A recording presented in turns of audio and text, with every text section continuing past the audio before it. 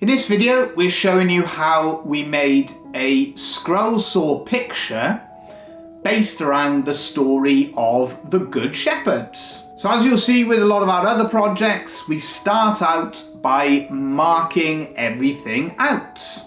We're demonstrating a slightly different method though, because we are gluing the designs to the wood itself. If you've seen any of our other videos, normally we use carbon paper to transfer the drawing onto the woods. But by sticking it all down, you've got those guidelines to follow. It's a slightly quicker method than using carbon paper to get it marked out on, but it does take a little bit longer in terms of waiting for the design to dry. Now, to create this picture, what I decided to do was to have different contrasting coloured pieces of woods. I thought it would add an extra element to the story. So our background has been cut out in a piece of mahogany. Our cross on top of the green hill is cut out in tulip woods, what we also refer to here in the UK as American whitewoods. And I chose a specific piece of wood. I thought it was perfect for this project because the cross had that lighter coloured wood, and then the green hill, we had that green colour given to us by the tulip woods. For our Good Shepherd figure, we had some beautiful Spanish olive woods, sourced from La Mancha in central Spain. Not the easiest wood for scroll sawing. We had to have a nice sharp blade for this, otherwise you would be noticing little burn marks as you are working. We used the scroll saw then and the pierce cuts in a manner that it creates an effect of the figure being almost carved. So what I wanted to do with this project was to demonstrate how you can use a scroll saw to create a similar effect as we would normally do by hand carving.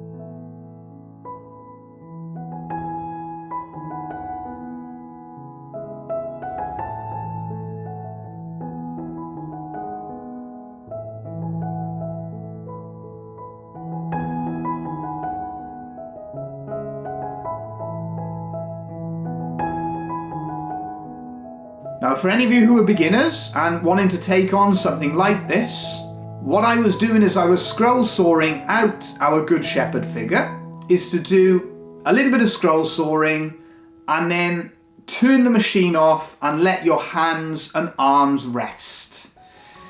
Because this then, it helps you to carry on clamping the project down. Fatigue can be a factor that causes a project to jump about, and ultimately you will then spoil what you are working on. If you are new to scroll sawing, one thing that we always try to do is to put a story and a message into the things that we make. This then gives it an extra dimension, something then that might be of interest to others. We do all sorts of different projects. We do sometimes do projects that are just for a little bit of fun. But if you can put a story and a message into your work, we always feel that this gives it an extra dimension. Once we finish then cutting out our Good Shepherd and our background, we then go on to cutting out the moon, and we chose a little piece of ash to cut the moon out in.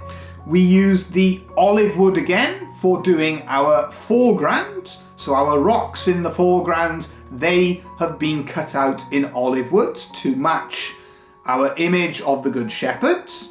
We've used some darker wood, our teak, for our wolves that surround the Good Shepherd, just to add more colour and more contrast into the picture we are creating.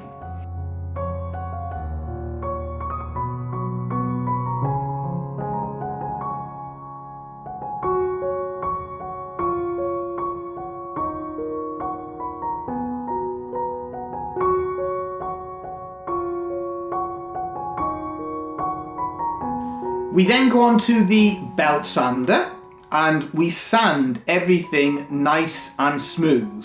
So because we have used a paper drawing and stuck that onto the wood itself, we need to sand that all back off. So that's what we do. We sand it all nice and smooth and get rid of the paper drawing.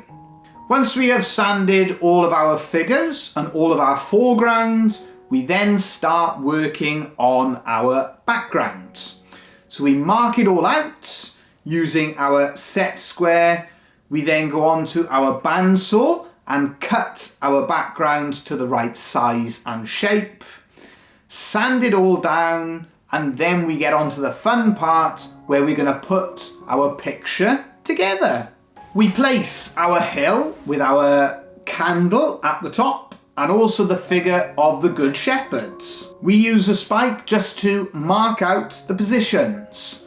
And the reason for this, we then drill 2 holes which are going to be used to cater for 2 LED lights.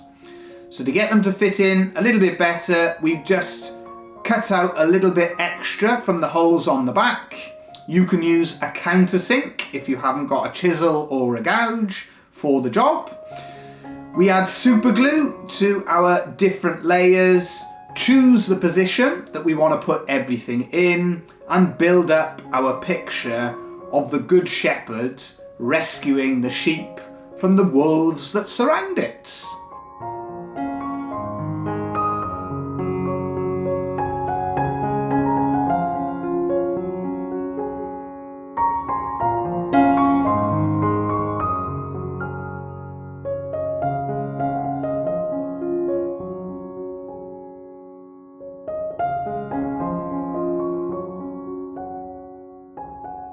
So once we put our picture together, the top, the bottom and the sides, we're then focusing on the finishing of our Good Shepherd picture.